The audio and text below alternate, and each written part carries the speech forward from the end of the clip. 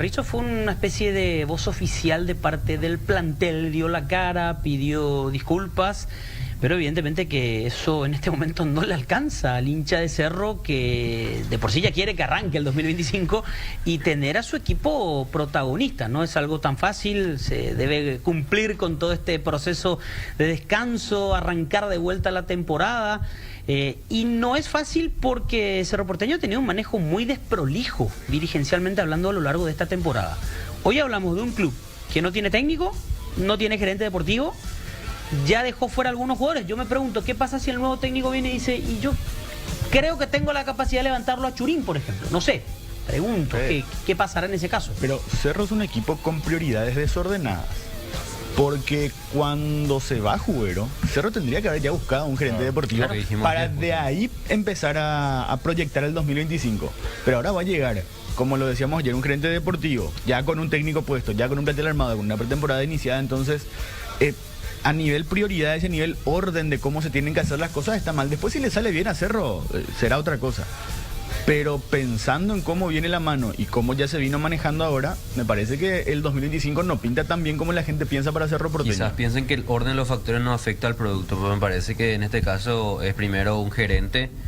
El gerente es el que tiene que presentar un proyecto, tiene que buscar qué jugadores encajan con la historia de Cerro Porteño, después allí ver qué técnico podría encajar con ese proyecto y con la historia de Cerro Porteño, pero Cerro Porteño está haciendo todo al revés. Cuando a mí me parece que en el año empezó bien, porque tenía gerente deportivo, era Jubero, apostaron por Bernay, con el que creían se podía hacer un buen trabajo. De hecho, Bernay no es mal técnico, ha demostrado que sabe encarar proyectos, por eso hoy está en la final de la Copa Paraguay.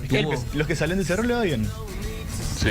El primer semestre, inclusive, en el balance general, para mí fue bueno para Cerro. Se le escapa todo sobre el final. Sí, todo. En ese fatídico 2-0. Pero no fue malo. No. Este semestre fue malo. Malo es poco, malísimo fue este semestre para Cerro. Ahora, el primer semestre, ¿qué pasa? En una semana se le escapa todo a Cerro. Entonces parece como que todo está mal. Y después, con toda esa presión encima, entró Cerro el segundo semestre y no estuvo a la altura de las circunstancias.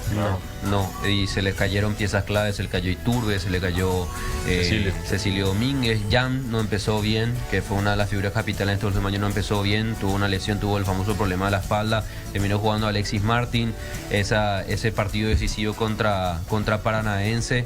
Y se le escapa a Cerro Porteño una vez más la posibilidad de pelear un torneo internacional, y un torneo internacional que tenía un sabor especial porque se iba a definir en su estadio y aquí en nuestro país.